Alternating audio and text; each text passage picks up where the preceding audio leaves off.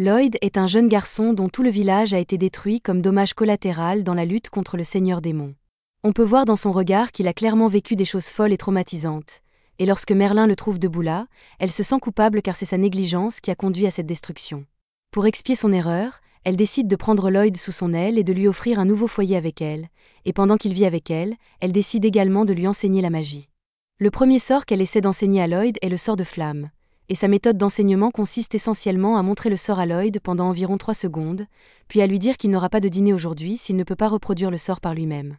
Contre toute attente, en soirée, Lloyd parvient enfin à créer une petite flamme dans sa main, mais lorsqu'il la montre à Merlin, au lieu d'être encourageante, elle qualifie son feu de chétif et lui brûle les sourcils avec un mur de flamme pour ne pas l'avoir assez bien fait, mais elle le laisse quand même dîner puisqu'il a appris le sort. Le lendemain, Merlin change de sujet d'entraînement et dit à Lloyd qu'il apprendra la magie de l'eau aujourd'hui.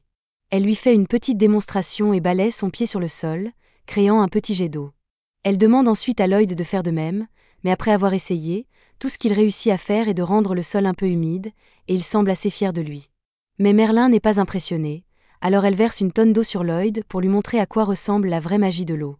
Avec le temps, l'entraînement de Lloyd se poursuit, lui faisant de son mieux pour apprendre les sorts et Merlin le punissant pour ne pas les avoir assez bien exécutés. Mais il s'avère que ces méthodes d'entraînement sont en réalité très efficaces, car à l'arrivée de l'hiver, les compétences magiques de Lloyd se sont tellement améliorées qu'il peut désormais créer une sculpture de neige de Merlin d'un mouvement de doigt. C'était un geste attentionné, et Merlin l'apprécie, mais elle ne veut pas briser son personnage, alors elle prend le contrôle de la sculpture de neige et attrape Lloyd avec elle tout en la faisant grandir de 30 pieds pour lui montrer à quoi ressemble une vraie manipulation de la neige.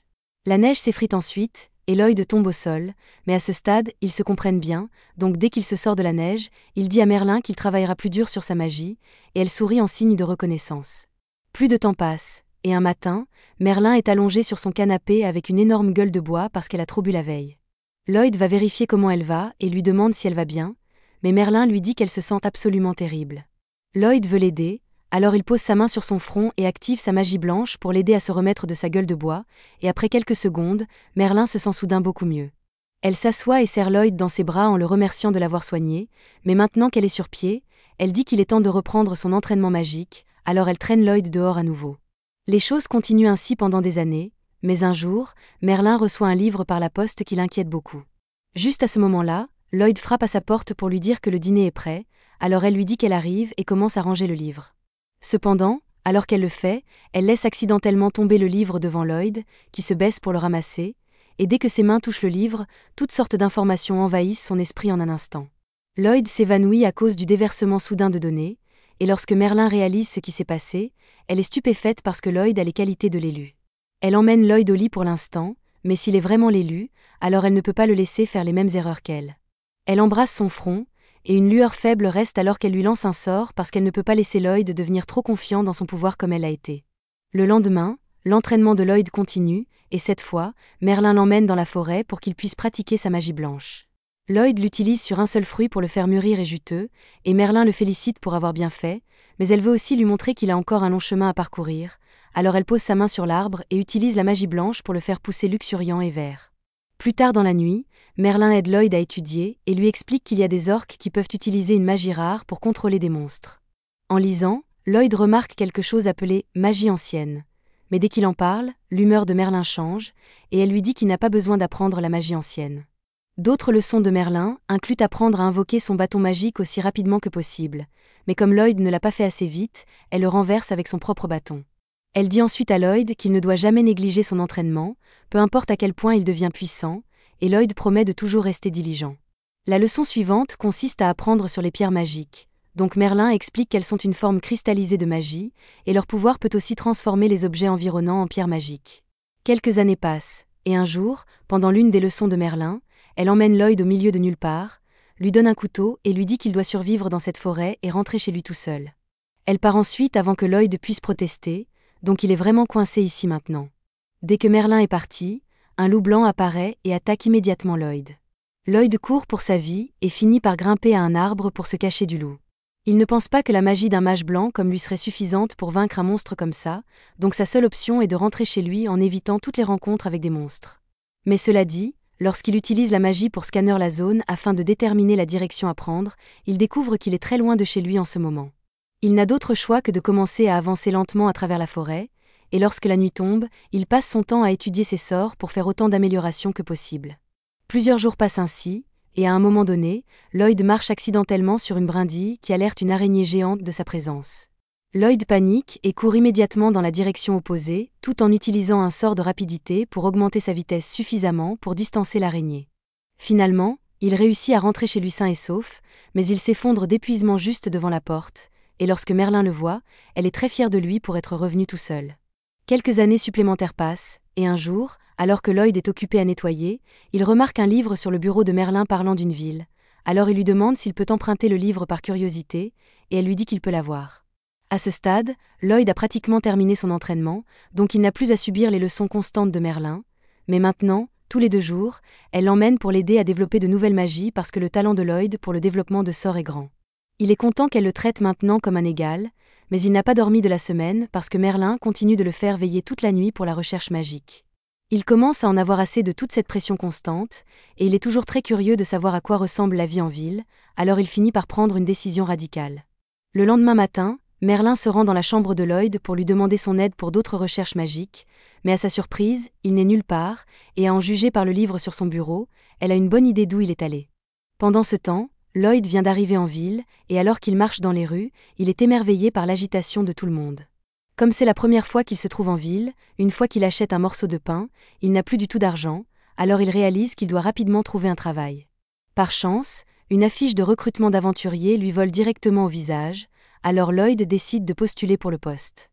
Pendant tout ce temps, un homme mystérieux suit Lloyd, et il semble plutôt intrigué par le choix de Lloyd. Après s'être inscrit pour rejoindre le groupe d'aventuriers, Lloyd se rend au sommet du château avec son nouveau groupe pour combattre un cyclope géant. Le leader du groupe, Alan, demande à la guérisseuse, Shena, de le soigner, mais juste au moment où Shena s'apprête à le faire, Lloyd lance son sort de buff de stats raffiné, donc tout le monde se sent mieux que jamais. Cependant, personne ne réalise que Lloyd en est à l'origine puisqu'il n'a rien dit. Après le buff, l'archer tire le cyclope dans l'œil, et la chevalière bloque un de ses coups, et elle est honnêtement choquée par la facilité avec laquelle cela s'est passé.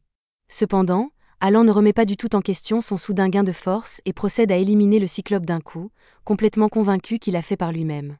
Mais la chevalière semble avoir remarqué que Lloyd avait quelque chose à voir avec leur augmentation soudaine de puissance. Quoi qu'il en soit, maintenant que le cyclope a été neutralisé, le groupe rentre en ville, et Alan est acclamé comme un héros parce qu'un cyclope est apparemment si difficile à battre que personne d'autre en ville n'a pu le faire. Comme prévu, la récompense pour avoir vaincu le cyclope était énorme, mais Alan ne donne que 5 pièces à Lloyd et dit que le faible salaire est parce qu'il n'est qu'un nouvel aventurier de Randé. Lloyd accepte l'argent et ne se plaint pas, mais lorsqu'Alan propose un toast à la victoire du groupe, Lloyd s'excuse parce qu'il ne veut pas être impliqué. La mage du groupe est offensée que Lloyd ne veuille pas boire avec eux, mais Alan lui dit que ce n'est pas grave puisqu'ils peuvent toujours engager un autre mage blanc, et de toute façon, il n'a pas beaucoup contribué à la performance du groupe. Pendant ce temps, de retour chez Merlin, l'homme qui observait Lloyd plutôt se présente, et Merlin lui demande s'il a des nouvelles de Lloyd. Vi lui dit que Lloyd est arrivé en ville et vient de rejoindre le groupe du héros, et Merlin est soulagé d'apprendre que Lloyd est en sécurité. Elle a pensé qu'il était temps pour lui de partir à l'aventure seul et de découvrir le monde, et tant qu'il ne devient pas arrogant comme elle l'a fait quand elle était plus jeune, elle pense qu'il ira bien. Vi lui demande si elle a encore des regrets sur ce qui s'est passé ce jour-là, et les lèvres de Merlin se tordent de haine envers elle-même alors qu'elle se souvient de son erreur. À l'époque, le Seigneur Démon était prêt à se suicider pour s'emparer du livre de magie, quelque chose que Merlin n'avait pas anticipé. En conséquence, tout un village a été anéanti, tuant tout le monde à proximité en un instant, y compris Merlin. Heureusement, son coéquipier, Sibyl, a pu utiliser une puissante magie ancienne pour ressusciter tous ceux qui sont morts dans l'explosion du Seigneur Démon, mais cela lui a coûté la vie, et Merlin s'en est blâmé depuis.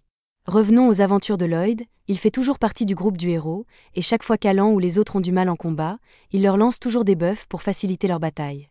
Grâce à lui, ils ont un taux de victoire presque parfait, et tout le monde performe toujours au maximum, mais personne ne réalise à quel point Lloyd porte l'équipe. Plus tard dans la nuit, Rina lit sur la défense quand Alan entre dans sa chambre pour voir ce qu'elle fait. Elle lui dit qu'elle est juste curieuse parce que l'impact des attaques des monstres sur son bouclier n'a pas été aussi fort récemment, et elle ne comprend pas pourquoi. Alan admet qu'il s'est senti beaucoup plus fort récemment aussi, mais il suppose que c'est juste son talent naturel qui fonctionne. Cependant, Rina lui rappelle qu'il ne s'est pas beaucoup entraîné récemment, donc il n'y a aucune raison qu'il soit soudainement devenu plus fort. Pendant ce temps, dans la forêt cette nuit-là, un groupe de gardes termine sa patrouille nocturne quand, soudain, l'un d'eux crie de douleur. L'autre lève les yeux et voit ce golem géant debout devant lui, et à ce moment, il réalise qu'il va vraiment mourir à cause d'un travail au salaire minimum. Le lendemain matin, le capitaine des gardes rencontre Alan pour lui demander son aide. Il explique que les gardes en patrouille nocturne hier ont été tués de manière brutale. Alan accepte immédiatement la demande, puisqu'il pense qu'il devrait être assez facile de vaincre un golem. Plus tard dans la journée, ils se rendent sur le site de l'attaque, et grâce à la magie de pistage de Lloyd, ils parviennent à localiser le golem dans une grotte derrière la cascade. Comme Lloyd soutient toujours tout le monde, ils parviennent facilement à vaincre le golem, mais il y a un démon à proximité qui en crée un autre avec les roches du plafond. Lloyd regarde de plus près le démon et réalise qu'il utilise son bâton avec une pierre magique pour contrôler le golem, et les pierres magiques sont très dangereuses, donc il doit prendre les choses en main et agir rapidement avant que quelque chose ne tourne mal. Il lance un sort de buffle de précision et ordonne à Lulu de tirer une flèche sur le démon.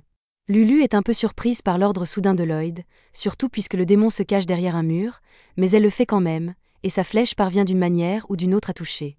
Lloyd ordonne ensuite à Mia de téléporter le bâton vers lui, et dès qu'elle le fait, Lloyd lance un sort pour sceller son pouvoir. Alan est énervé par le fait que Lloyd donne des ordres aux autres alors que c'est lui qui est censé être le leader, alors il essaie d'affirmer sa dominance en chargeant pour porter le coup final au golem. Lloyd ne veut pas le laisser mourir, alors il lance un sort de boost de vitesse sur lui-même et court pour pousser Alan hors de danger avant que le golem ne lui écrase la tête. Cependant, Alan ne reconnaît même pas le fait que Lloyd vient de lui sauver la vie et lui crie dessus pour s'être mis en travers de son chemin. Alan procède ensuite à achever le golem, et lorsque tout le monde rentre en ville, il vire Lloyd parce qu'il l'a énervé. Il l'accuse également de ne rien faire pour aider l'équipe, et à cause de toutes ces années où Merlin lui disait que ses compétences n'étaient pas assez bonnes, Lloyd croit naturellement que le problème vient de lui. Il accepte de quitter le groupe sans trop de protestations, et dans les jours qui suivent, il essaie de trouver un nouveau groupe à rejoindre, mais c'est vraiment difficile puisque la plupart des groupes sont déjà complets et les mages blancs ne sont pas très demandés. Cependant, par chance, une fille nommée Uoi a vraiment besoin d'un mage blanc, donc dès qu'elle trouve Lloyd, elle lui attrape la main et le supplie de rejoindre son groupe. Julie traîne Lloyd pour rencontrer les membres de son groupe, et ils sont surpris qu'elle soit revenue si vite. Ils supposent qu'elle n'a pas pu trouver un nouveau mage blanc pour leur groupe, puisque c'est pratiquement impossible d'en trouver un à si court préavis, mais à leur grande surprise, Julie pointe Lloyd et dit qu'il rejoindra leur groupe. Il y a juste un problème avec ça, cependant, Julie a traîné Lloyd ici sans rien lui expliquer, donc il n'a jamais accepté de rejoindre leur groupe en premier lieu. Les autres avaient le sentiment que c'était trop beau pour être vrai, alors ils disent à Julie qu'ils devraient simplement abandonner la quête qu'ils devaient entreprendre puisqu'ils ne peuvent pas la gérer sans un mage blanc, et il n'y a aucune garantie que Lloyd soit assez fort pour remplacer Clum de toute façon. Tout le monde semble d'accord pour dire que prendre la quête dans leur état actuel est trop risqué, mais Julie ne veut pas décevoir leurs clients parce qu'elle a vraiment besoin d'aide. Lloyd ne connaît pas tous les détails ici, mais il peut dire que la quête est importante, alors il demande s'il ne pourrait pas simplement laisser un autre groupe s'en occuper. Cependant, ils lui disent qu'il n'y a personne d'autre disponible pour le faire. La quête est de difficulté rang A, donc seuls les groupes de rang A et plus sont autorisés à l'accepter, mais tous les groupes de rang A dans la capitale sont déjà partis sur d'autres missions, donc personne n'est disponible. Le groupe de Julie est de rang S, donc ils remplissent les conditions pour la mission, mais puisque leur mage blanc habituel est parti, ils devraient trouver un remplaçant. Malheureusement, selon les règles de la guilde, les groupes ne peuvent travailler qu'avec des personnes enregistrées comme membres officiels, donc ils ne peuvent pas simplement emprunter un mage blanc à un autre groupe, et en trouver un qui n'est pas affilié à si court préavis est pratiquement impossible. Lloyd aimerait les aider, mais il pense sincèrement qu'il n'est pas assez fort pour être utile à un groupe de rang S cependant. Avant qu'ils ne puissent dire quoi que ce soit, Julie affirme que tout ira bien tant qu'ils auront Lloyd dans leur équipe. Ils finissent par emmener Lloyd dans un champ parce qu'ils doivent évaluer ses capacités avant qu'ils ne puissent rejoindre leur groupe, mais encore une fois, Lloyd n'a jamais vraiment accepté tout ça. Ils l'emmènent dans le champ, et Julie demande à Lloyd de leur faire une démonstration de son pouvoir, mais il s'inquiète que ses capacités seront probablement décevantes pour eux puisqu'ils sont de rang S, tout comme son maître. Daga dit à Julie que ce n'est pas juste de mettre Lloyd sur la sellette comme ça et de lui demander de montrer son pouvoir, mais si elle veut faire un test, elle devrait au moins préciser quel sort elle veut qu'il utilise. Daga a raison. Alors Julie dit à Lloyd qu'il doit lancer de la magie d'enchantement sur eux tous, mais Lloyd est choqué parce que ça semble bien trop facile pour être un test de groupe de rang S juste pour confirmer. Il lui demande si elle veut vraiment qu'il lance de la magie d'amélioration sur tout le monde ici, et Julie lui dit qu'il a raison, mais elle veut qu'il la lance sur eux tous en même temps. Cela confond encore plus Lloyd parce qu'il a lancé de la magie d'amélioration sur plusieurs cibles plusieurs fois, et c'est à peine une gêne pour lui, alors comment quelque chose comme ça pourrait être un test ? Au début, il pense qu'il doit y avoir une exigence cachée qu'ils ne lui disent pas, mais non. Tout ce qu'ils veulent, c'est que Lloyd lance de la magie d'amélioration sur eux, et pour être honnête, il pense que quelque chose comme ça pourrait être trop difficile pour lui. Il demande à Lloyd s'il peut le faire, et Lloyd dit qu'il peut, mais il ne comprend toujours pas vraiment pourquoi le test est si facile. Il invoque son bâton et procède à lancer la magie d'amélioration, mais Julie est plus concentrée sur le fait qu'il vient d'invoquer un bâton de nulle part. Elle demande à Lloyd où il l'a eu, alors il explique que c'était juste de la magie de stockage basique, donc ce n'est pas un gros problème. Plus important, il veut savoir ce que Julie pense de la magie d'amélioration qu'il a lancée sur elle. Julie n'avait même pas réalisé que Lloyd avait lancé de la magie, mais maintenant qu'elle y pense, elle se sent un peu plus forte que la normale. Les autres peuvent aussi sentir les effets, mais ça semble différent de la magie d'amélioration normale pour une raison quelconque, alors Julie sort son épée pour faire un petit test. Elle fait un essai de coup sur un arbre, et même si elle ne le voulait pas, elle tranche l'arbre sans effort d'un seul coup. Elle a du mal à croire ce qu'elle vient de faire, mais Lloyd pense que c'est normal pour les améliorations qu'il a lancées. Julie et les autres s'attendaient seulement à ce qu'il lance des améliorations de force, mais ils pensaient que c'était trop facile. Alors il a aussi lancé des améliorations de défense, vitesse, mana et vitalité sur eux. Les autres sont dans une incrédulité totale après avoir vu ce dont Lloyd est capable, alors ils restent là un instant et le fixent. Lloyd interprète mal leur silence comme de la déception, alors il suppose qu'il a dû faire une erreur quelque part. Il s'excuse de leur faire perdre leur temps puisqu'ils ne veulent évidemment pas d'un mage blanc comme lui dans leur groupe, mais avant qu'ils ne partent, Julie le rappelle parce qu'elle ne peut pas laisser partir quelqu'un d'aussi talentueux que lui. Elle veut aussi en savoir plus sur Lloyd, alors elle lui pose quelques questions, et elle finit par découvrir que Lloyd faisait partie du groupe du héros auparavant. Julie pense que c'est vraiment important puisque le groupe du héros est bien connu dans tout le royaume, mais Lloyd dit qu'il a été renvoyé pour apparemment manquer de puissance, donc il ne pense pas avoir été très utile pour eux. Daga et les autres disent à Lloyd que ça n'a pas de sens puisqu'ils n'ont jamais vu quelqu'un lancer autant de types de magie d'amélioration en même temps auparavant, mais Lloyd est convaincu qu'il y a forcément des gens dans ce monde qui sont plus forts que lui. Il dit à Julie et aux autres qu'il ferait mieux de simplement faire revenir leur ancien mage blanc, mais ce n'est pas vraiment une option pour le groupe de Julie parce que Klum, la mage blanche du groupe, a une petite sœur qui est vraiment malade. Jusqu'à récemment, Klum s'occupait de sa sœur tous les jours tout en aventurant, mais ça l'a beaucoup épuisée, à tel point qu'elle n'arrive pas à se concentrer sur le champ de bataille, c'est pourquoi elle a fini par arrêter. Ils savent tous que Klum n'a arrêté que parce qu'elle ne voulait pas être un poids pour eux, et ils ne veulent pas la voir partir, mais ils doivent respecter sa décision. C'est pourquoi ils cherchaient un mage blanc de remplacement pour la remplacer. Normalement, ils font juste des quêtes sans mage blanc, mais les quêtes de rang A sont particulièrement difficiles à gérer sans un guérisseur dédié. Lloyd peut voir que tout le monde tient beaucoup à Klum, et il aimerait les aider s'il peut, alors il leur demande de quoi la sœur de Klum est malade. Julie ne sait pas grand-chose à ce sujet, mais elle sait que c'est une maladie qui transforme le corps de la sœur de Klum en magistone. Lloyd se souvient avoir lu que les magistones transforment aussi d'autres choses en magistone, et depuis, il essaie de trouver un moyen d'inverser le processus, donc il pense pouvoir aider. Il demande à Julie de le conduire à la maison de Klum, et peu après, ils arrivent chez elle. Klum est surprise de voir Julie et un étranger ici, mais elle les laisse entrer pour discuter. Lloyd s'excuse d'avance parce que ce qu'il va demander pourrait être impoli, mais il veut connaître tous les détails sur comment la sœur de Klum est tombée malade. Klum ne voit pas de problème à lui raconter ce qui s'est passé, alors elle explique qu'elle et sa sœur Sylvie avaient l'habitude d'aventurer ensemble tout le temps, mais pendant une quête particulière, Sylvie a été blessée, et elle est inconsciente depuis. Julie demande si c'est un monstre qui a blessé Sylvie, mais honnêtement, Klum n'a aucune idée de ce qui s'est réellement passé parce que Sylvie s'était déjà effondrée au moment où elle a été retrouvée.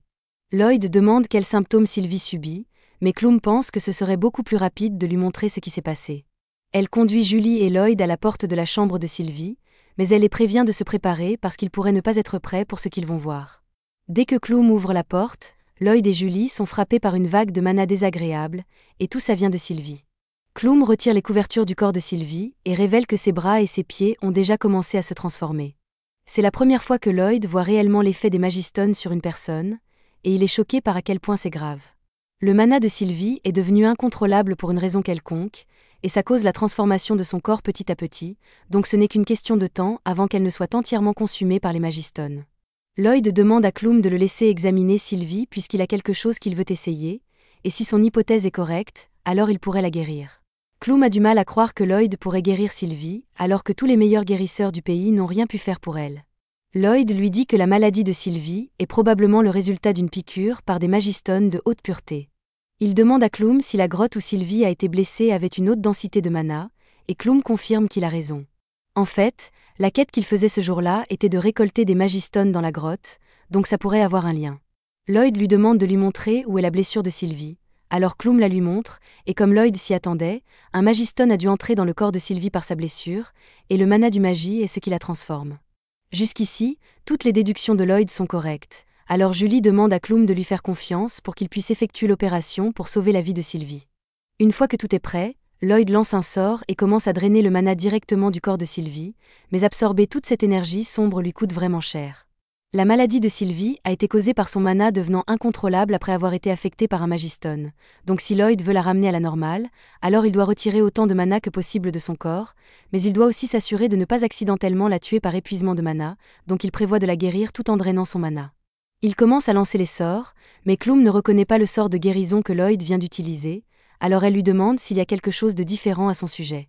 Lloyd explique qu'il doit faire quelque chose avec toute l'énergie supplémentaire qu'il obtient du corps de Sylvie, donc il va utiliser un sort de guérison inférieur pour la brûler puisque cette version du sort de guérison consomme beaucoup de mana. Julie ne connaît pas beaucoup le jargon des mages blancs, alors elle demande à Clum si ce que Lloyd fait est impressionnant. Cependant, impressionnant ne commence même pas à décrire ce que Lloyd fait, il utilise un sort qu'il a conçu lui-même. Il lance 2 types de magie en même temps, ce qui est déjà impressionnant, mais il a aussi plus de volonté qu'une personne normale. Alors que Lloyd continue de guérir, la transformation en magistone sur le corps de Sylvie commence à régresser, et quand Lloyd a fini, elle est finalement revenue à la normale. Ça a demandé beaucoup d'efforts, donc Lloyd est essoufflé maintenant qu'il a terminé. Peu après, Sylvie se réveille enfin, et Clum est en larmes en voyant sa petite sœur réveillée et alerte à nouveau. Clum remercie Lloyd et Julie pour tout ce qu'ils ont fait pour elle, mais une fois que Sylvie sera rétablie, elle prévoit de retourner à l'aventure avec elle. Julie est déçue que Clum ne rejoigne pas son groupe, mais elle comprend que Clum doit rester aux côtés de sa sœur, alors elle part dans le couloir et dit au revoir. Lloyd est sur le point de partir aussi, mais avant qu'il ne parte, Clum le rappelle et lui demande de bien s'occuper du groupe pour elle. Lloyd lui dit qu'il n'est même pas encore un membre officiel du groupe, et il pense qu'il est encore trop faible pour être utile. Clum n'a aucune idée de ce que Lloyd veut dire quand il se qualifie de faible, mais elle lui dit de laisser son cœur prendre la décision pour lui. Plus tard dans la soirée, Julie et Lloyd racontent aux autres que Sylvie a été guérie, et ils félicitent tout Lloyd pour son travail acharné.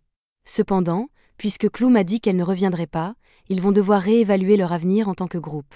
Lloyd en est venu à apprécier tout le monde ici dans le peu de temps qu'il les a connus, et il peut voir qu'ils tiennent vraiment à leurs coéquipiers, contrairement au groupe du héros. Il leur demande nerveusement s'ils voudraient toujours l'accepter comme leur guérisseur, et tout le monde espérait un peu qu'ils finiraient par accepter de les rejoindre, donc c'est une très bonne nouvelle pour leur groupe. Pour célébrer l'arrivée officielle de Lloyd dans leur groupe, Julie lui dit qu'il peut manger autant qu'il veut ce soir parce qu'ils paieront l'addition, et c'est la chose la plus gentille que quelqu'un ait faite pour Lloyd depuis qu'il est arrivé dans cette ville. Il se met à table et commence à dévorer assiette après assiette de nourriture parce que ça a un goût incroyable pour lui, mais les autres ne comprennent pas pourquoi il félicite autant la nourriture parce que c'est assez moyen pour la ville. Lloyd n'arrive pas à croire que des saveurs aussi complexes soient considérées comme moyennes ici, et ça le fait commencer à remettre en question la nourriture qu'il mangeait enfant. Les autres demandent quel genre de nourriture Lloyd mangeait avant, alors il explique qu'il mangeait juste les champignons ou les herbes que son maître faisait pousser dans le jardin, avec un peu de viande chassée dans la forêt, mais son maître avait les compétences culinaires de quelqu'un qui considère le sel épicé, donc la nourriture qu'elle préparait était toujours fade. Julie demande à Lloyd de leur dire quel genre de personne est son maître, parce qu'à part ses compétences culinaires, si elle a pu enseigner à Lloyd une magie aussi impressionnante, alors elle doit être incroyable. Silica demande si le maître de Lloyd est un mage blanc comme lui, mais Lloyd n'a jamais vraiment pensé à demander avant de quitter la maison, donc il n'est pas sûr, mais s'il devait deviner, alors il dirait qu'elle est une mage orientée combat, vu la fréquence à laquelle elle causait des explosions. Silica est surprise que le maître de Lloyd ait pu lui enseigner la magie blanche, même si elle n'est pas une mage blanche, et si possible, Silica dit qu'elle aimerait aussi s'entraîner sous le maître de Lloyd. Mais Lloyd l'arrête immédiatement et dit qu'elle a bien mieux à faire que de rencontrer son maître. Après toute la douleur qu'il a dû subir pendant l'entraînement de Merlin, il ne souhaiterait pas un tel tourment même à son pire ennemi, mais ça ne veut pas dire qu'il n'aime pas son maître. Elle était stricte avec ses leçons, mais elle était aussi très gentille avec lui, donc il sait qu'elle tient à lui. Après leur repas de célébration, Julie rappelle à tout le monde qu'ils doivent encore élaborer une stratégie pour leur mission, mais avant ça, ils devraient probablement expliquer les détails de la quête à Lloyd. Julie sort l'avis de quête, et Daga explique que leur mission est de s'occuper d'une meute de monstres qui ont récemment saccagé des fermes dans la région. Les locaux ne sont pas capables de chasser les monstres par eux-mêmes, et apparemment, il y a plusieurs espèces différentes de monstres voyageant ensemble, ce qui est pratiquement inédit. Avec à quel point le cas est étrange, on ne peut pas dire ce qui pourrait arriver, mais en tant qu'aventurier, Julie croit que c'est leur travail d'aider les gens en danger, et Lloyd est d'accord avec elle. Quant à leur plan d'attaque, Julie et Daga ne seront pas très utiles dans un combat contre une grande foule de monstres, donc ils vont devoir compter sur la magie de zone de Silica pour vaincre les bêtes. Cependant, lancer de la magie sur une grande zone consomme beaucoup de mana, donc Silica s'inquiète de ne pas pouvoir tous les finir, selon la taille de la horde. Julie demande à Lloyd s'il peut utiliser des sorts offensifs, et Lloyd lui dit qu'il en connaît quelques-uns, mais il ne pense pas que les sorts d'un mage blanc comme lui seraient aussi bons que ceux d'une mage de combat comme Silica. Quoi qu'il en soit, ils doivent encore élaborer un plan de bataille, donc Daga suggère que lui et Julie aillent devant pour attirer l'attention des monstres, et une fois que les monstres commencent à les poursuivre, il les attirera tous au même endroit pour que Silica puisse porter un coup final. Quant à Cross, son travail sera de protéger Silica pendant qu'elle lance son sort, et Lloyd sera en charge de la guérison et de la magie de soutien. Silica est un peu excitée de recevoir le soutien de Lloyd puisqu'elle sait que ses améliorations sont incroyablement fortes, mais Lloyd ne comprend toujours pas pourquoi tout le monde pense autant de bien de lui. Au début, Julie pensait que Lloyd était juste modeste, mais maintenant elle réalise qu'il ne comprend vraiment pas à quel point il est fort, alors elle lui dit qu'il devrait avoir un peu plus confiance en ses compétences. Lloyd lui rappelle qu'il a été renvoyé du groupe du héros pour manque de puissance, donc il ne peut pas être si génial, et le groupe ne comprend toujours pas quels idiots pourraient appeler Lloyd faible. Ils lui disent qu'ils ont pleinement confiance en ses capacités, et Lloyd est heureux de l'entendre. Une fois la réunion de stratégie terminée, ils sortent tous et conviennent de se retrouver demain matin pour commencer leur mission. Ils commencent tous à marcher vers l'auberge ensemble, mais Daga remarque que Lloyd marche dans la direction opposée, alors il va lui demander où il va. C'est un peu gênant, mais Lloyd admet qu'il n'a pas assez d'argent pour se payer une auberge, donc il a dormi sous le pont depuis qu'il est arrivé en ville. Daga refuse de laisser son nouvel ami dormir sous un pont, alors il tend à Lloyd un sac de pièces et lui dit de le prendre.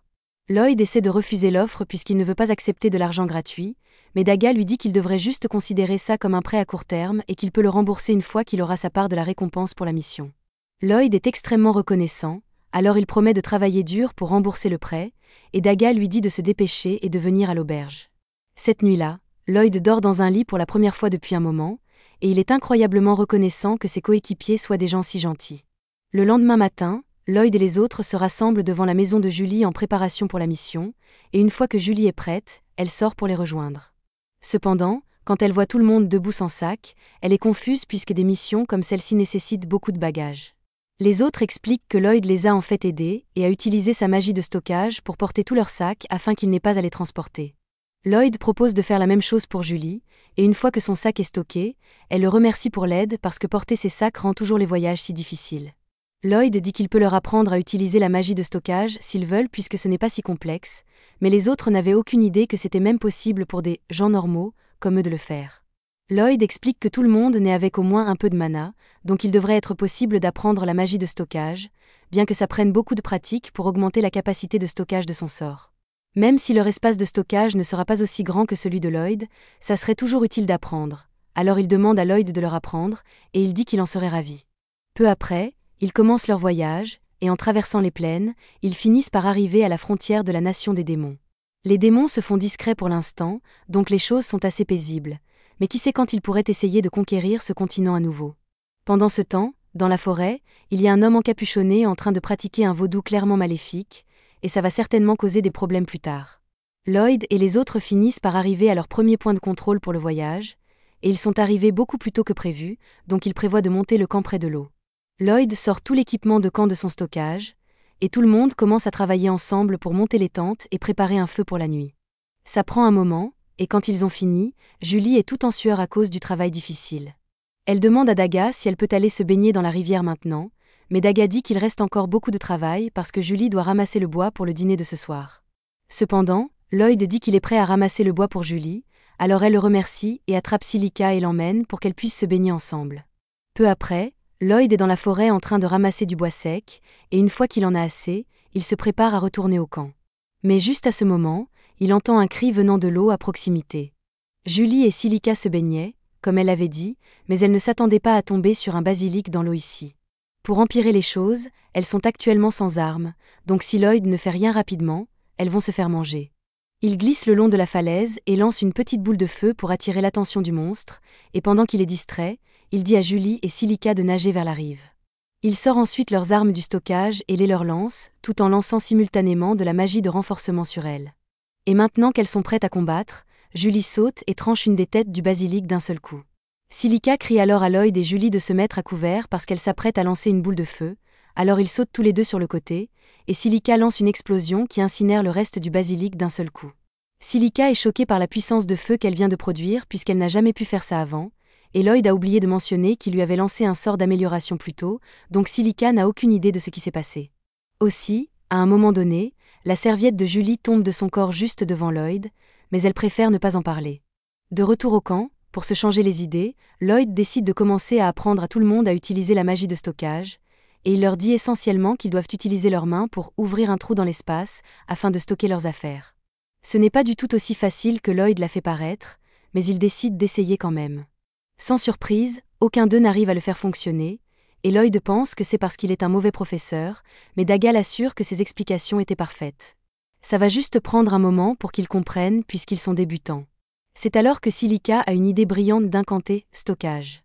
Et quand elle le fait, son espace de stockage s'ouvre réellement, donc les autres réalisent leur erreur. Ils ont essayé de lancer le sort en silence, puisque c'est ce que Lloyd fait toujours, mais ils ne sont pas Lloyd.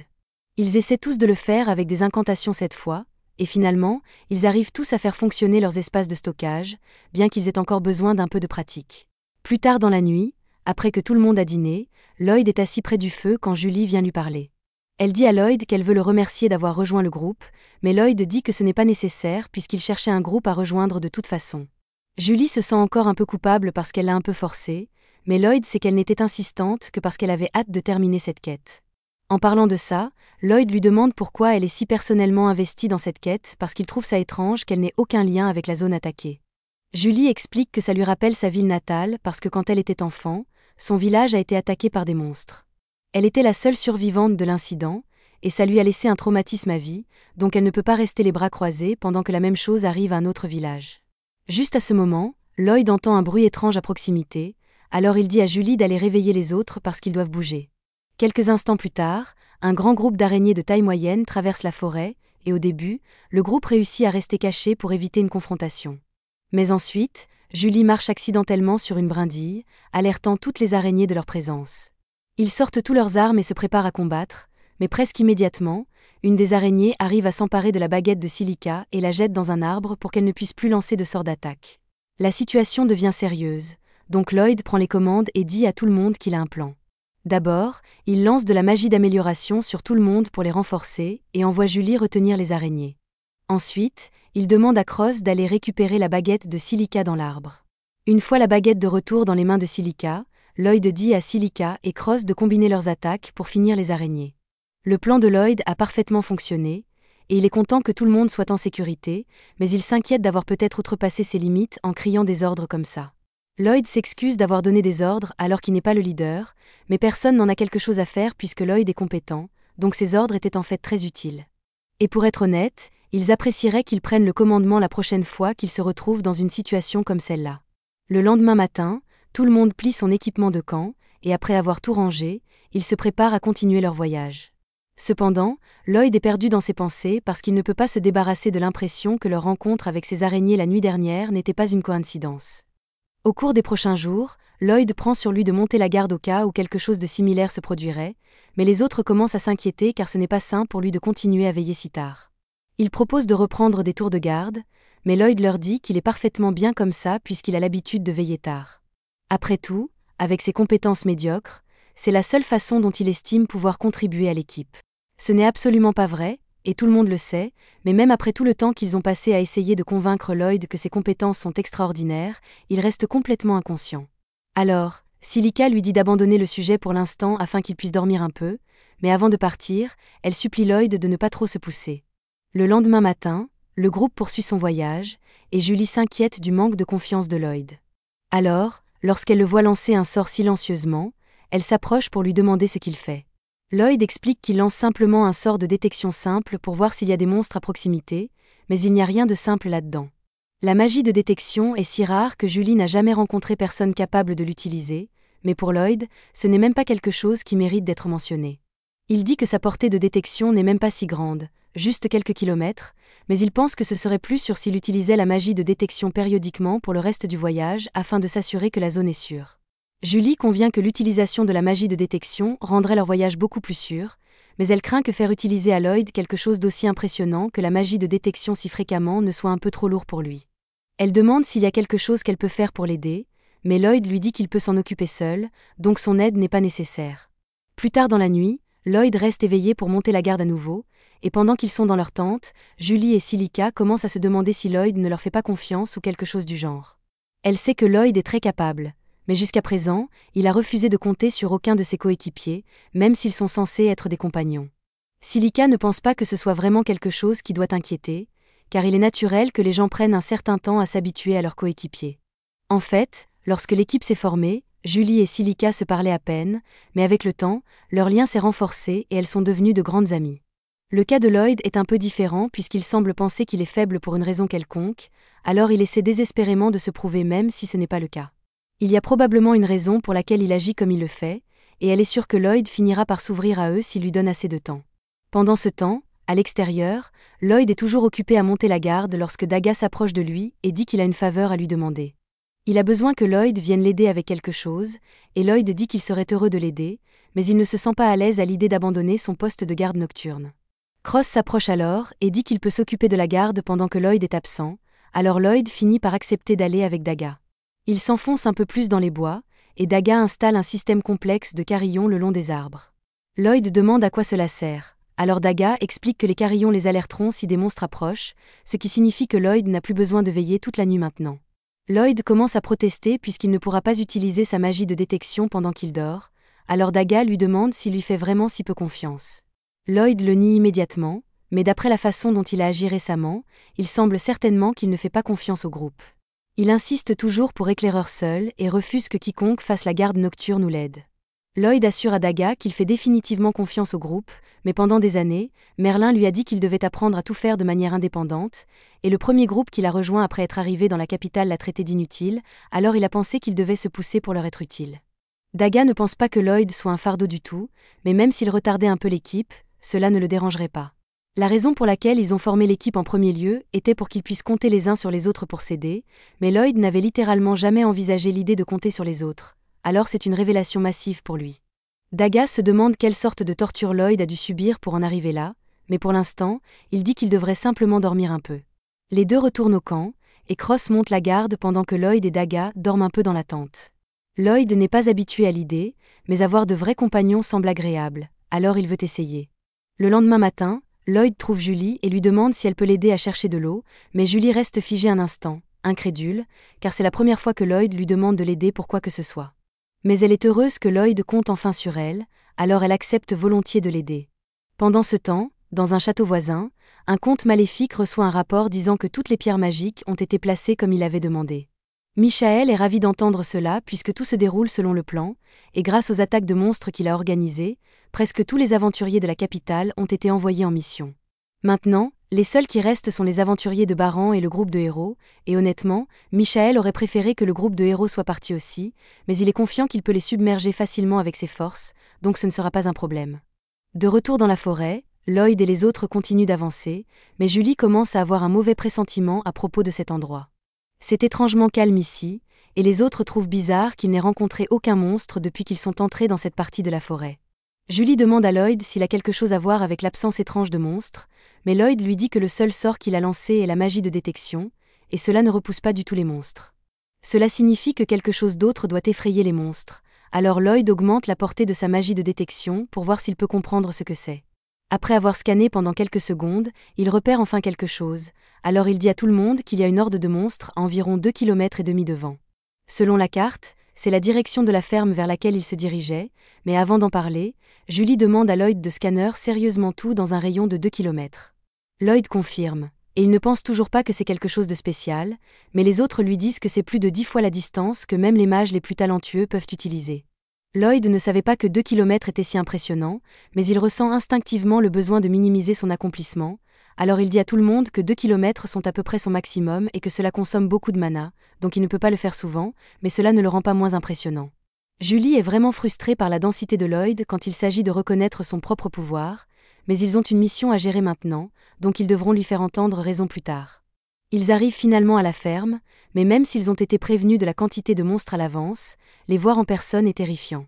Le grand nombre de loups supérieurs mis à part, Lloyd se souvient que le rapport disait qu'il y avait plusieurs types de monstres dans la horde, alors il se demande où sont passés les autres.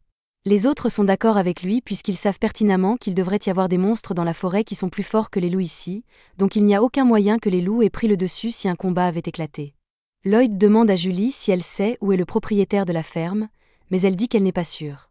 La demande disait quelque chose à propos du propriétaire qui s'est blessé et qui reste avec son fils en ville. Juste à ce moment, Cross remarque quelque chose d'étrange dans la ferme.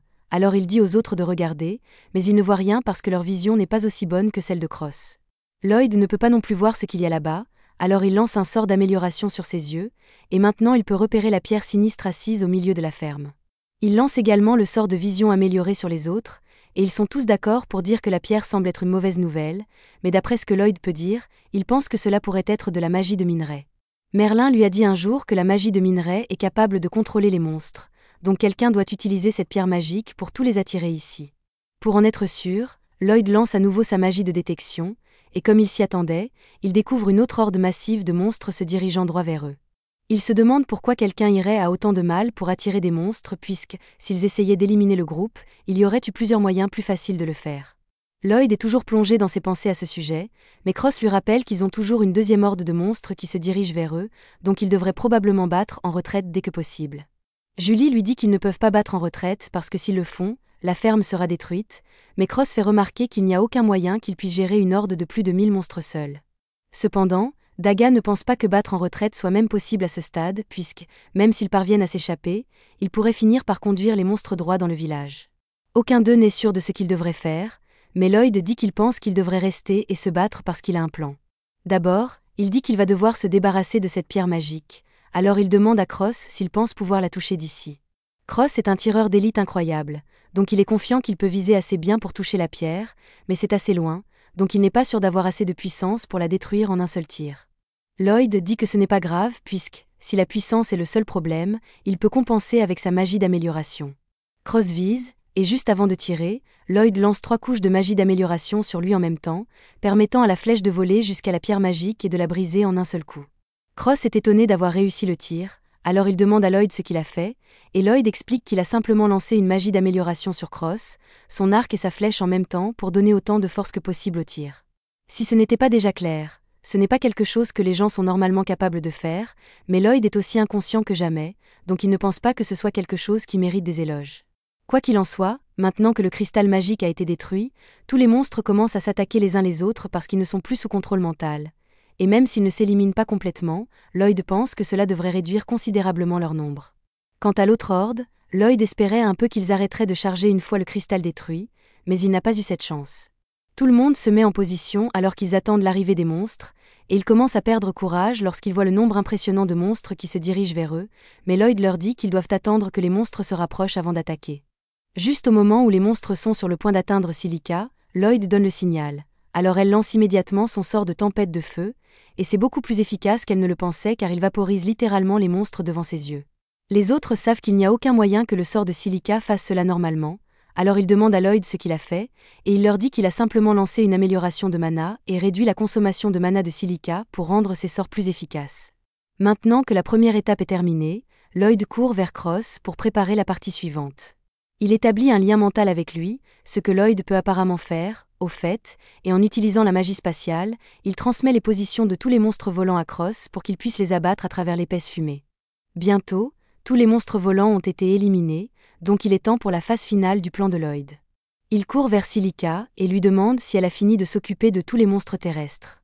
Elle dit qu'elle les a tous tués, mais elle est presque à court de mana, donc elle ne peut pas faire grand-chose à ce stade. Lloyd lui dit qu'il n'y a pas lieu de s'inquiéter et lui demande de lui tenir la main. Silica n'a aucune idée de ce à quoi Lloyd pense, mais elle fait ce qu'il dit, et dès que leurs mains se touchent, Lloyd commence à lui transférer du mana. Silica utilise ensuite ce mana pour lancer un sort afin de créer des nuages d'orage au-dessus de la forêt pour éteindre les feux, mais une fois que c'est fait, elle s'effondre car elle a officiellement utilisé toute sa magie. Lloyd est également épuisé, mais même si Julie et les autres le félicitent pour avoir pratiquement porté l'équipe sur son dos tout au long de l'opération, la seule chose qui lui traverse l'esprit est son insuffisance pour être fatigué après la subjugation de 1000 monstres. Il est toujours soulagé qu'ils aient accompli leur quête, mais quelque chose ne semble pas correct ici, et si son intuition est bonne, alors ils viennent tous d'être dupés. Plus Lloyd y pense, plus toute cette mission ressemble à un piège soigneusement orchestré, et si c'était vraiment un piège, alors le but devait être d'attirer les aventuriers de haut rang loin de la capitale. Lloyd pense que cela signifie que quelqu'un a prévu de compromettre les défenses de la ville pour pouvoir l'attaquer sans trop de résistance, mais les autres lui rappellent que le groupe du héros et les chevaliers sont toujours présents à Ishtar, donc ce n'est pas comme si la ville était complètement sans défense. Cela dit, si l'avertissement vient de Lloyd, ils savent qu'il vaut mieux ne pas l'ignorer, Alors pour plus de sécurité, Julie suggère qu'ils retournent tous en ville pour s'assurer que tout va bien là-bas. Lloyd est d'accord avec elle, alors sans dire un mot, il lance Speed Boost sur tout le monde et commence à courir vers la ville. Les autres voient Lloyd filer à toute vitesse, et ils ne comprennent pas comment elle se déplace si vite, mais ils commencent ensuite à se déplacer aussi vite que lui, alors ils réalisent qu'il a dû faire quelque chose. Ils lui demandent une explication, alors Lloyd leur dit qu'il a simplement augmenté la vitesse de tout le monde pour qu'ils puissent retourner en ville plus rapidement, et ils apprécient tout cela, mais Lloyd pourrait annoncer ses sorts un peu plus souvent pour que ses contributions ne passent pas inaperçues. Pendant que Lloyd et les autres se précipitent vers la ville, le comte est assis à son bureau avec un verre de ce que j'espère être du vin rouge lorsque le général Grist entre. Grist demande au comte comment se déroule le plan, et le comte explique qu'il est presque prêt pour l'attaque, et que tout cela est grâce à cette fille que Grist a kidnappée, car elle a été extrêmement utile.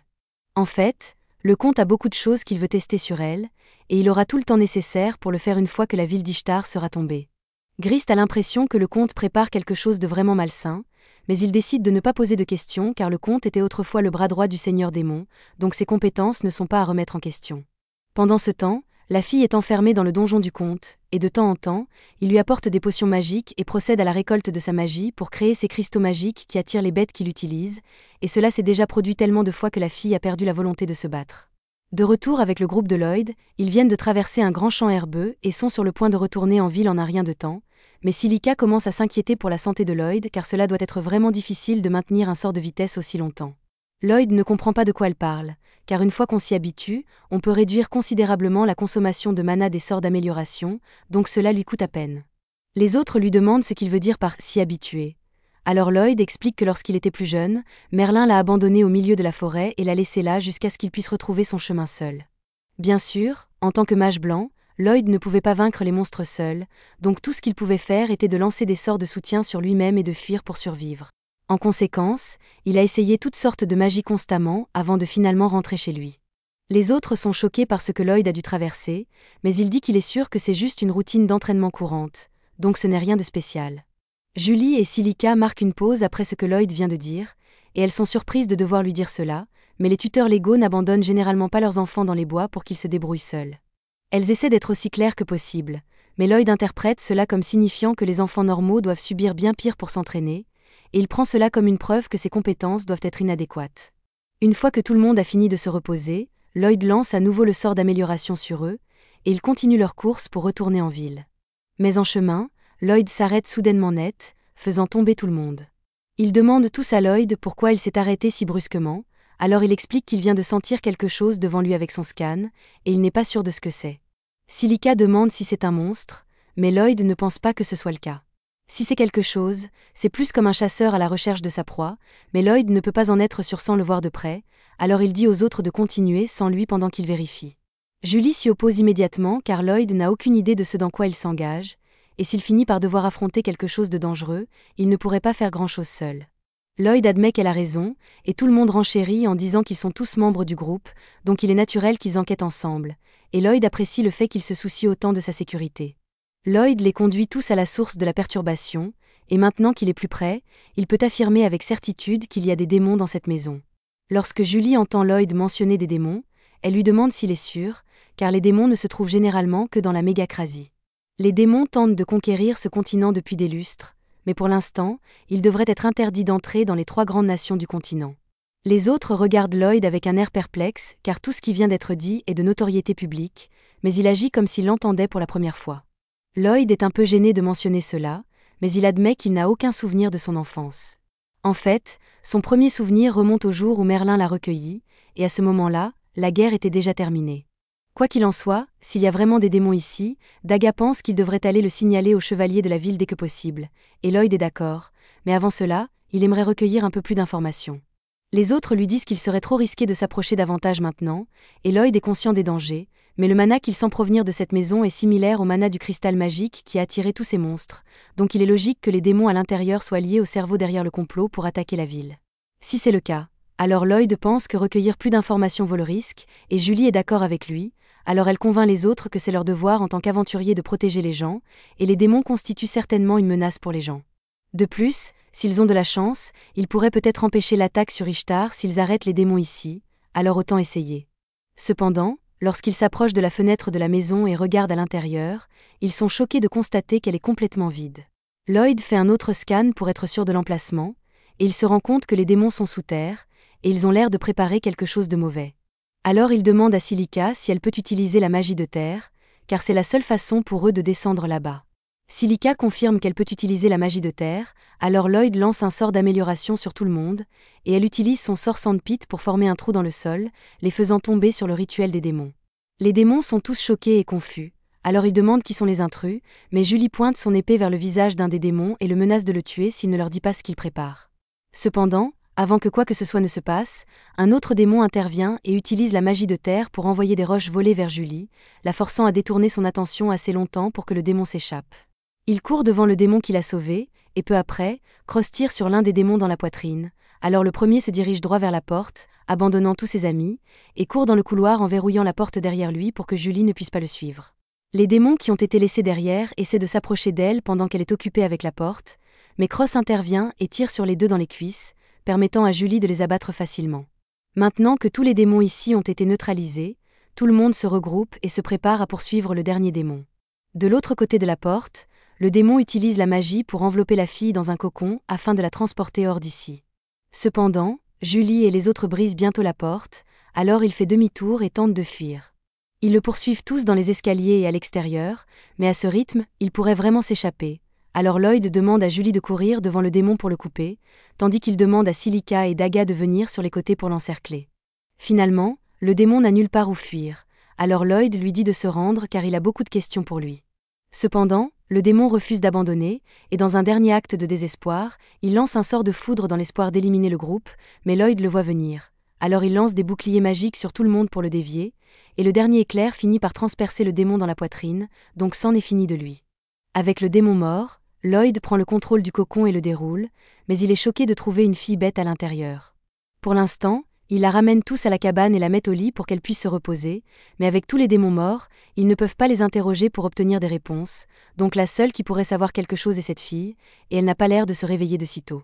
Daga demande à Lloyd s'il peut la guérir, alors Lloyd dit qu'il va essayer, levant son bâton au-dessus de son corps pour commencer le processus de guérison. Silica est émerveillée par l'efficacité de la magie de guérison de Lloyd, alors Lloyd leur dit tranquillement qu'il y a apporté quelques améliorations pendant son temps libre. Julie veut être aussi claire que possible ici, alors elle dit à Lloyd que la plupart des aventuriers ne sont pas capables d'améliorer les sorts du tout. En fait, il est presque inouï que les gens modifient même leurs sorts, donc ce que Lloyd a fait est vraiment incroyable. Lloyd n'avait aucune idée que bidouiller les sorts était une compétence si extraordinaire, car Merlin le forçait souvent à l'aider à peaufiner ses sorts, mais au moins il comprend suffisamment le point de Julie pour ne pas minimiser son talent cette fois. Peu après, la fille commence à bouger dans le lit, et dès que ses yeux s'ouvrent, Julie commence à la bombarder de questions car il y a beaucoup de choses qu'elle veut savoir. La fille a à peine le temps de répondre à toutes les questions, mais elle parvient à dire à Julie que son nom est Claire, donc ils font des progrès. Lloyd décide de s'occuper des questions à partir de maintenant, alors il demande à Claire si elle sait pourquoi elle a été emprisonnée par les démons. Claire reste silencieuse, alors Lloyd change de sujet et lui dit qu'ils sont tous des aventuriers venus ici pour sauver une ferme qui était attaquée par des monstres. Les monstres étaient tous attirés par un cristal magique au milieu de la ferme, et Lloyd pouvait sentir de la magie de bêtes en provenir. Il se souvient avoir appris que certains peuples bêtes possèdent une magie capable de contrôler les bêtes, alors il veut savoir si la magie qui contrôlait les monstres venait de Claire. Claire hésite un moment, mais elle finit par admettre que sa magie est ce qui alimente ses pierres magiques.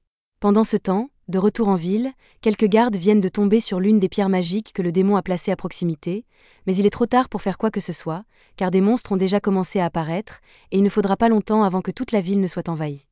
Pendant ce temps, en ville, Allen est frustré car il essaie de trouver un remplaçant à Lloyd, mais tous les mages blancs qui ont postulé peuvent à peine lancer 2 sorts à la fois, alors que Lloyd pouvait en lancer 5 facilement. Rina tente de lui expliquer que Lloyd était peut-être un cas particulier, mais Allen refuse de le croire, car sa fierté l'empêche d'admettre qu'il avait tort. Au lieu de cela, il en arrive à la conclusion que tous les mages blancs de la ville doivent être encore plus inutiles que Lloyd, et qu'il faut donc continuer à recruter jusqu'à ce qu'il trouve quelqu'un d'utile. À ce moment-là, un membre de la garde impériale entre dans la pièce et apporte de mauvaises nouvelles. Il informe le groupe que des monstres ont été aperçus à l'extérieur de la ville, qu'ils sont plus de 10 000 et que le roi souhaite que le groupe de héros aide à défendre la ville. Allen pense toujours que lui et son groupe sont les plus forts qui soient, il accepte donc la mission sans trop y réfléchir. Voyant à quel point Allen est détendu face à la situation, le garde pousse un soupir de soulagement, car il doit vraiment savoir ce qu'il fait, mais attention, spoiler, il n'a absolument aucune idée de ce qu'il fait. Une fois le garde parti, Shayna demande à Allen s'il est sûr de lui, car 10 000 monstres, c'est beaucoup pour eux seuls, mais Allen ne s'en inquiète pas. Il est beaucoup plus préoccupé par la gloire qu'il gagnera une fois qu'il aura rempli la demande royale, s'imposant comme la personne la plus forte de tout le royaume. Mais rien qu'en l'écoutant parler, les autres peuvent déjà deviner que cela ne se terminera pas bien pour eux. Pendant ce temps, dans la forêt, Lloyd et Claire viennent de localiser la deuxième vague de monstres. Si ces monstres venaient à rejoindre ceux qui convergent déjà vers Ishtar, la ville n'aurait aucune chance de survivre. Lloyd dit à Claire qu'il doit faire quelque chose pour se débarrasser des monstres, mais elle semble un peu inquiète et lui demande s'il existe un moyen d'arrêter la horde sans tuer les monstres. Même si les démons la contrôlaient, c'est tout de même son pouvoir qui a attiré tous ces monstres ici, elle se sent donc en partie responsable. Lloyd comprend que Claire se soucie des monstres, alors il promet de trouver un plan pour sauver la ville et réduire au minimum les pertes parmi les monstres. Mais pour cela, il aura besoin de son aide, alors il lui demande si elle peut utiliser sa magie pour renvoyer les monstres dans leur habitat naturel. Claire répond que c'est possible, mais qu'elle n'est pas sûre d'y parvenir avec un groupe aussi important réuni au même endroit. Lloyd lui demande si cela changerait quelque chose s'il utilisait sa magie de soutien pour renforcer ses capacités. Claire n'est pas sûre que cela fonctionnera, mais elle est prête à essayer. Elle tente d'utiliser sa magie pour communiquer avec les monstres, mais avant qu'elle ne puisse activer le sort, celui-ci est interrompu par quelque chose dans la forêt, et elle ne pourra rien faire tant qu'ils n'auront pas trouvé la cause de cette interférence. Pendant ce temps, à la guilde, Allen a convoqué une réunion avec tous les aventuriers restés dans la ville, mais il est déçu par la faiblesse de chacun. Shena lui explique que tous les groupes de rang A et supérieur ont été envoyés en mission, et que seuls ceux de rang B et inférieur sont restés, ce qui n'est certes pas idéal, mais qu'il ne devrait pas les insulter ainsi. Allen traite les aventuriers de rang B comme de simples pions jetables, et ceux-ci commencent à se mettre vraiment en colère. Mais avant que les choses ne s'enveniment, le directeur de la guilde intervient et demande à tout le monde de se calmer. Ils sont là pour combattre les monstres, pas pour se battre entre eux, ils n'ont donc pas le temps de se disputer ainsi. Allen accepte de cesser de manquer de respect aux autres aventuriers, et comme ils ont besoin d'un plan d'attaque, il se lève et annonce qu'il veut que tous les mages lancent leurs sorts d'attaque les plus puissants au début de la bataille pour éliminer 10 monstres chacun, et pendant que les mages récupèrent leur mana, Allen et le reste des combattants se précipiteront pour gagner du temps. Il a l'intention de répéter le cycle autant de fois que nécessaire jusqu'à ce que tous les monstres aient été vaincus, et en théorie, ce n'est pas une mauvaise stratégie, mais les aventuriers disent à Allen qu'ils n'ont pas la puissance de feu nécessaire pour y parvenir. Au mieux, leurs sorts les plus puissants ne suffiraient qu'à éliminer un seul monstre, il est donc impossible qu'ils puissent tuer 10 monstres chacun. Allen commence à les traiter tous d'incompétents, mais Mia prend alors la parole et dit qu'elle non plus ne serait pas capable d'y arriver. Allen lui demande de quoi elle parle. Alors elle explique qu'il y a quelque temps, la puissance de ses sorts a soudainement diminué et qu'elle n'a plus été capable d'utiliser la magie aussi efficacement depuis. Et elle n'est pas la seule dans ce cas, Shena, Lulu et Rina ont toutes remarqué une baisse considérable de leur puissance, et tout a commencé le lendemain du départ de Lloyd.